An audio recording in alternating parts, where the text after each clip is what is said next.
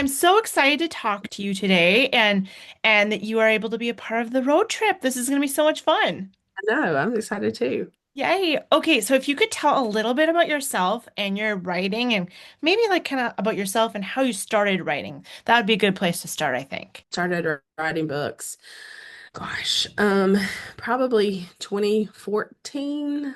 Okay. But I wrote a book and I didn't do anything with it. So I wrote a book and it sat on my computer for a couple years and had zero intentions of ever doing anything with it. Just I had started, I was never a reader. I'm not one of those like I grew up reading, I love reading. I hated reading growing up. Okay. There's nothing but I was like, nope, zero. I don't like reading. I read what I had to read in school to, for assignments and stuff like that. But um, a friend of mine, um, so funny story enough, the Hunger Games was being filmed where I live. So I'm from Oh, Shelby, North Carolina. And so the Hunger Games was being filmed here, and I had no idea what it was. And there's all these signs posted around town. It's like the Hunger Games filming, the Hunger Games cast, the Hunger Games extra. Our little town, I'm like, what is this? Is this like a game show? Is this like something about an eating challenge? I had no idea what it was because I funny. didn't read. Uh-huh. And so a friend of mine, we were talking, she's like, oh my gosh, you've got to read these books. They're so great. And several of my friends were like, the reaping scene is what was filmed here. Oh, And it was wow. like Cool. 5 minutes down the road from where I live, and all the parking for the casting was right up the road from my house. So I'm just kind of intrigued. What is all this stuff? She's like, you've got to read these books. You've got to read these books. I'm like, I don't read. I'm not interested. I'll just wait and watch the movies. And then um, my niece was trying to get me into reading Twilight, and I'm like, that's dumb. Who reads things about werewolves and vampires? That's dumb. So she got the movies one year for Christmas. She talked me into watching the movies, and I kind of interested. So then I was like, okay, people are talking about these books. Let me start reading. So Twilight first, and then Okay. I finished reading. My husband was like, "Who are you and where are you from?" I mean, these thick, huge books that I don't read, and I read these books in a couple of weeks, Yeah. and then I had to read Hungry Games. That's what I thought it was, Yeah. the Hunger Games book. And then I just kind of fell in love with reading. I'm like, okay, obviously I've been reading the wrong things Right. because I read more nonfiction and self-help, maybe some spiritual books, but but and there was a few here and there. I'm like, oh, that was really good book, but it wasn't still anything that I love to do. But Hmm. kind of after I started getting into romance, I was like, I kind of like reading, It's like I love watching romance movies. Oh, I yeah. always tell people um I'm a hopeless romantic. Like I just watch anything romance. So then I started reading and I kind of just I can get enough books, I'm like, oh, okay, what do I read next? What do I read next? And then Shelley Crane, I don't know if you're familiar with her or not, Oh, from several years back, she wrote several books, and I kind of devoured all of her books. And she had posted something one time and said, "Have you ever thought about writing a book? Just start writing." And I'm cool. like, okay, I think I can do this. So I had three little kids at the time, and I'm a night owl. My husband's an early bird, and he would always go to bed, and I would stay up later. And I'm like, I'm just going to start writing a book. And I started a friend of mine, a good friend of mine. She was my age at the time, probably in her late 30s, and I wanted to write a love story for her because she hadn't found her man yet. And I Okay. was like, okay, I'm going to write a story for her. So that's my first book, Hold On Day. That's it's not her story, it's kind of dedicated to her. It's a life love. And so I wrote a book for her, or just kind of story, giving her a happily ever after. And then after that, I was like, okay, what do I do with this book? Nothing. So it just sat there. And I was like, I'm not ever going to do anything with this. And a friend of mine at work, we started discussing books because she loved to read. And at this point, I was devouring books. I'm reading like probably 3 to 4 books a week at this point. That's awesome. Going from not And reading at all to that, yes, that's amazing. yeah. And it I really mean, shows you that, like, the interest, like, because I feel like in school, I remember having to read this thing about golf. And it's like, I'm a little middle school student, a little girl. I don't like golf. Come on. You- mhm. You'd think that they would try a little harder. But so you said that this friend read, you were talking to her about, Well, we were talking and she was like, "You should write a book sometime." And I was like, my face. I have a hard time controlling my facial expressions, so it kind of gave it away. She's like, "Have you already written a book?" I'm like, "Well, yeah." And she was like, "Let me read it." And I'm like, absolutely not. I'm not letting anybody read this book. And she was like, "You have to let me read it." She literally begged me for months oh to my read the gosh. book. And finally, I was just tired of hearing it. I was like, "Okay, fine, whatever. It's going to be terrible. Nobody's going to like it. It's kind of like birthing a baby and handing it to it and say, 'Hey, judge this. Look at my perfect little kid who I love and adore.' And then you're going to just rip it to shreds." I was kind Yeah. of like, "Oh, it made me so nervous." But she read it. She's like, "You got to publish this." She's like, "It's really good." And I'm like, "What?" So I still had some that I needed to do to the book, but she really kept encouraging me. I still didn't tell anybody else. She was the only person that knew. And Mm. then when we kind of got to the point where I was serious about, okay, maybe I want to publish this thing, I finally told my husband. It was on the way home. We were coming home from a trip that we had been and to pick up my son from a camp on the eastern part of the state. And I told my husband, I was like, "Well, I kind of wrote a book." And he's like, "What do you mean you wrote a book?" And I'm like, "I wrote a book." He's like, "Well, how many pages is it?" Like 300 and something. He's like, "What?" It was so funny. He was just floored. And ever since then, I kind of started taking things seriously and I started looking into outlets to publish and um, decided that self-publishing was definitely the way that I wanted to go. But Cool. still, even then, I thought, okay, I've wrote one book, I'm gonna publish it. I don't really like this Oh, story. And then you need to write this story. And then I started getting all these ideas and cool. like it just started blooming from nowhere really. And then I wrote the second book and I was like, okay, I'm done after this. I'm not going to do anything with that. And everybody, I published it and people, this book is a little bit better because I've learned a little bit more about the craft. I had this book professionally edited and I was like, okay. And everybody's like, "You tell this person's story," because it was a twin. They're like, "He needs a story." I'm like, mm. So everything just kind of evolved here. I intended to write a standalone, which ended up being a 5-book series. And then it just keeps growing. Now I have 8 books. Oh, wow, that's awesome. I love this story. I love how you just like went from not reading at all and waiting for the movie Mm-hmm. and then becoming a reader and then a writer. So that is so cool. I love that. Hmm. And so you've got 8 books out, you said. Correct. Okay, cool. That is so cool. And are you working on something right now? Like something new? Um, I am. The book that I just released a couple ago was the second book in a series. I kind of tend to write what I know, and I'm from the South, born and raised here. So this series that I just released the second book, it's based on a fictional town called River Ridge, North Carolina, but it's basically a little mountain town in western North Carolina, which is where I live.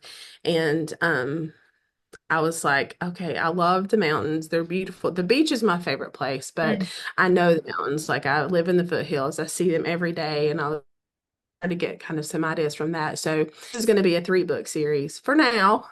It could end up being more, Right. but it's about 3 siblings. So I'm working on the third book in that series right now. Okay, very cool. Awesome. And then the book that we're featuring for the spotlight, which one was that again? I think it's Blind Dates. That's the one that I just released. Just released. That's what I thought. Okay, just want to make sure. Can you tell a little bit about that book for people that might not really know about it? Okay. So I saw this trend. Actually, I just wrote about this in my newsletter this morning, but I saw this trend several years ago, um, where it was like a viral blind date photo shoot. And like they were popping up everywhere on social Cool. media. Like, these photographers were scheduling like blind date, set up, kind of matchmaker things. Yeah, And these couples were falling in love and started dating, and some of them ended up getting married. And I'm like, that's so it cool. kind of just made more of a trend. I'm like, this needs. story. Like it just kind of stuck with me. So I kind of had a premise for it. I had the premise always, but the town, like I mentioned before, is set. It's River Ridge, North Carolina, and it's just a little mountain town. It's known for its Christmas tree farms and hiking trails. Cute. So it's a very small town, which is where I live, where I'm from. Everybody knows everybody's business.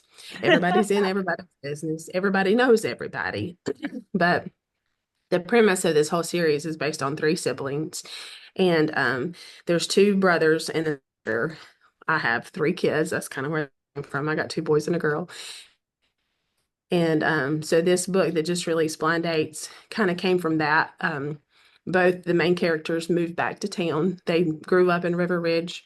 One of them moved away, never intended to come home. He was like, I'm out of this place. Like, the three siblings, their parents were killed in a tragic accident when they were younger. So they kind of deal with some life situations from that. Their grandparents raised them, and all of them kind of have some trauma from their past that prevents them from thinking they're capable of loving or being deserving of love or like I have these past things. Can I get past this? So Right. the middle brother, he's a typical middle child. He was a troublemaker back in high school, and he moved away, said, "Peace out, River Ridge. I'm never coming back here again." And everybody knew that he was never coming back again, but ends up coming back to town. And Oh, he kind of finds himself, and all of my books have a faith-based content. cool. So he he grew up in church, knew the Lord, but never really had that relationship with Christ. And so this is kind of his um redemption story is really what it is. It's a second chance, but not in the sense of where the two characters were together before. Like they knew each other from high school, but both of them are local. The female main character is her dad owned the town pharmacy, is kind of passing down the business, the family business to her. So she moves back to town when her ready to retire and takes over the business. And everybody in town, the meddling people that they are, seem to think that these two need to be together. But there's some history between these two characters because Ah, the male Brock did some things to Marlowe in high school that were not good because he was a troublemaker. But this is okay. his redemption story. This is her learning how to forgive and put things in the past. And but it all kind of blind date photo shoot. And the photographer of this blind date photo shoot is also her book is the first book in the series, The Mistletoe Kisses. She's a photographer, Oh, fun. and the town Christmas farm, Western North Carolina is known for its Christmas tree farms, and people visit from all over the place. Come to get their Oh, cut down their Christmas tree. So the family has a Christmas tree farm, and so there's a lot of characters pulled in from book one into this book as well. oh, cool. Oh my goodness. That sounds really fun. Oh my word. I can't wait to read it. And so when you're starting a new book, do you feel like the character comes to you first or the plot comes to you first? Um, I'm a pantser to the nth degree. Like, tell me Okay. to sit down and plot out a book. I can plot out a book just fine. I Right. never stick with the plot. So I just kind of quit with that. I have a general idea of what I want, but like this new series, whenever it came to mind, I was like, I have three kids. It would be cool to write a series about three kids. So for this series in particular, it had three characters that came to mind first. And then Okay. like the book hasn't been released yet. The sister, like I had idea of her story first, but then it really evolved like I wanted to do it too. And then I thought, okay, well, the older brother, I had his story, so I went ahead and wrote it. And like eventually when the all the books come out, I'll probably reorder them a little bit. Just I haven't put like one, two, and three on it just because they're technically going to be backwards if I do one, two, and three. Sure. But it's this series. It was really the character and I would say probably more than anything, it's the characters that come to mind first. Just thinking about all of my books, kind of their story, and I kind of have a general idea of like, okay, here's this character, and here's what I want them to do. And then as I get into the story, it often changes, from originally what I thought I wanted to do. So that's why I quit plotting. I was like, okay, an idea, and then let me with it. And so what does a normal day in the life of a writer, Kalia, look like for you? Well, I work full time. I'm in my Okay. office right now at work. I work full time as a marketing director for a small community college in my town. Okay. And so I kind of have a marketing background a little bit. I was a stay-at-home mom for 15 years and um, obviously not working. And I just kind of had to find things to do. And I'm very crafty and creative. So I've done lots of that over the years. And I kind of had a little freelance graphic design business for years before I Cool. started writing. So my bend is kind of in design and graphics and marketing. And so by day, my 8 to 4 job is, working, and then I fit Right. in right when I can. Okay. Like I said, I have 3 kids, and I've had a really, really busy past year, and I didn't think I was going to ever get this book done because my oldest son got married a couple years ago. Oh, wow, cool. He had a baby last year. My middle son got married this April, and then my daughter graduated from high school this year and Oh, started wow, college. busy. And my daughter also she plays volleyball. So um, we did travel volleyball for 4 years. So that was a lot, almost every weekend, work a 40-hour week and then go somewhere over the weekend for volleyball. But she Right. plays college volleyball now. So really, there's not a normal day for me. Okay. I usually, my husband, like, I'll get an itch to write, and it's usually when I have the most things going on. If I have deadlines to meet, if I have meetings, if I have a busy weekend, I've got this story in my head going, write me. And then it's like, okay. And then I just kind of start thinking things, and I'll jot down notes here and there. But sometimes, if I have a free weekend, I'll just tell my husband, I'm locking myself in the bedroom. And then I'll just go in the bedroom and I'll work on a story. Sometimes I write a little bit every day. Sometimes I don't even open up a document for a month. It really Okay. varies for me, just because this season of life that I'm in is just so very different. Busy. And, there's just lots to do, and we keep the grandbaby a lot. So Yep. having her, and she doesn't let you do anything when you have her. Right. Right. Has to have your attention. Yes. So, and I love it. I mean, I wouldn't That's change it cool. for anything, but there's definitely not a normal day for me. It's Okay. kind of that's the glory of self-publishing is I kind of have my own Thank God timeline. for that. Yeah. I can't imagine having to stick to deadlines. I have self-imposed deadlines, and usually I never meet them. And then Yep. I get a new self-imposed post deadline. But like for this last book, it had been almost 2 years since I released a book, and I'm like, Oh, wow. Yep. at this point, in my author career, I had been publishing about a book every year. And Okay. then it had been almost 2 years. And I'm like, I gotta finish this book. So it's just, pedal to the metal, crunch time, get it done that you need to Yep. get done. And I contacted my editor. I'm like, okay, here's my timeline. Can we meet this? And she was like, yes. So we made it work in probably one of the busiest seasons of my life. But Wow.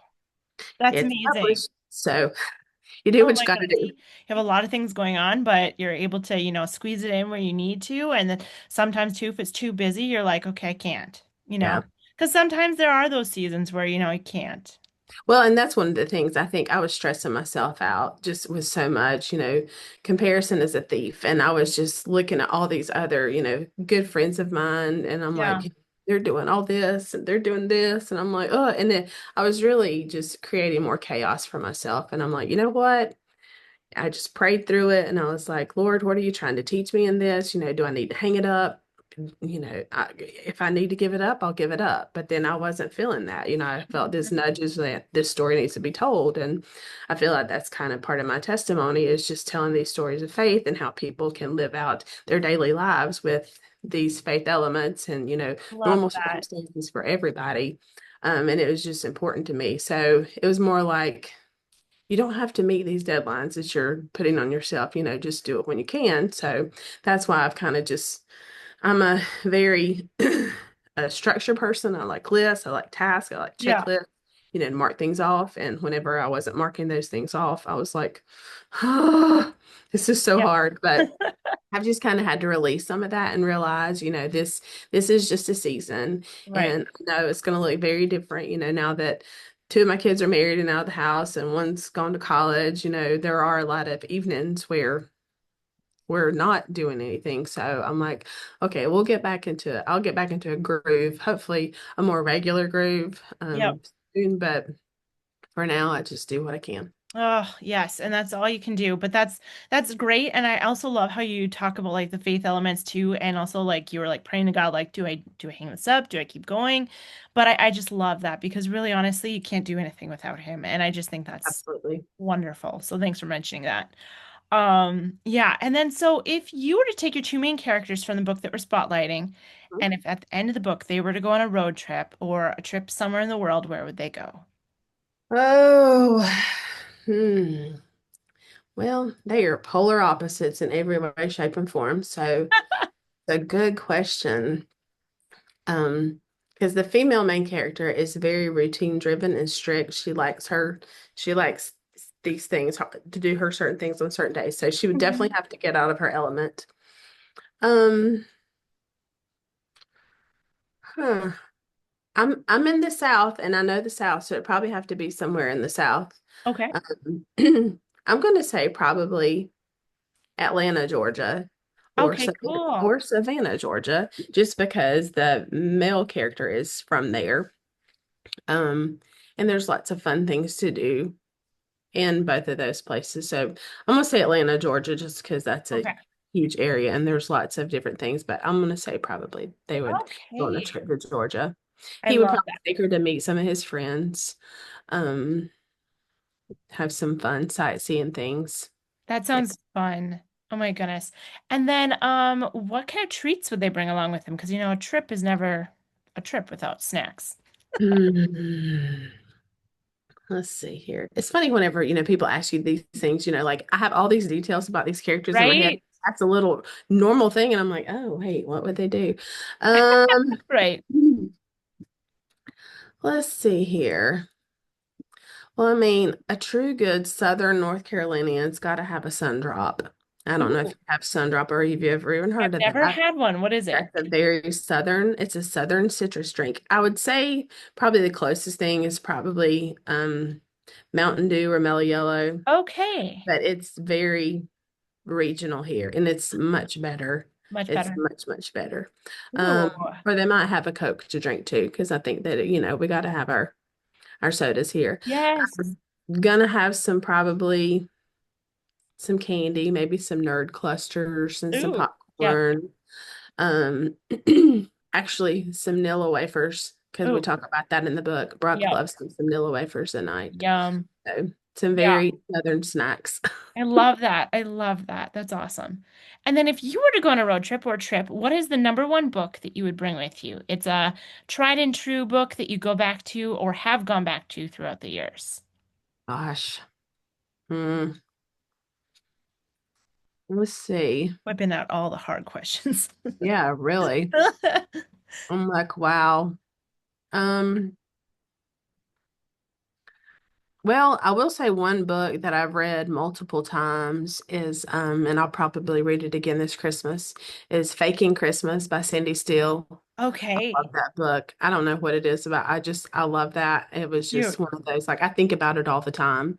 And I mean, it only came out a couple years ago, but Right. I love that book. And I've read it multiple times. Just when I'm in a reading slump and I need to get out of something, I usually go back to a book that I'm Mm, like one of my favorites. yeah, And that's probably one of my favorites, even though it's a Christmas book. that's so cool. I love that. And that it's a Christmas book too. That's so cool. I love that.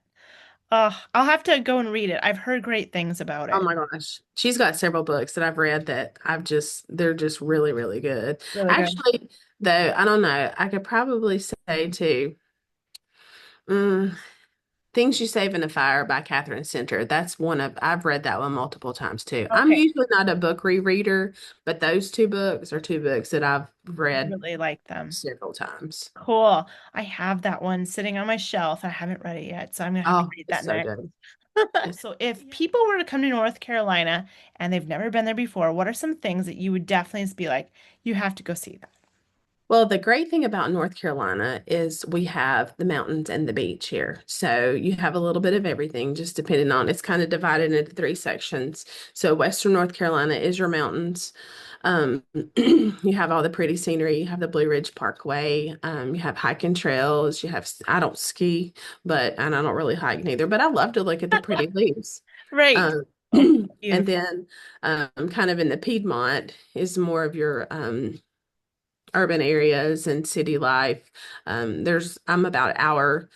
Literally, I'm like an hour from lots of different places. Like I'm an hour Cool. from Charlotte, I'm an hour from Asheville, I'm an hour from Greenville, South Carolina. So that's kind of a central hub where you get a Cool. little bit of everything.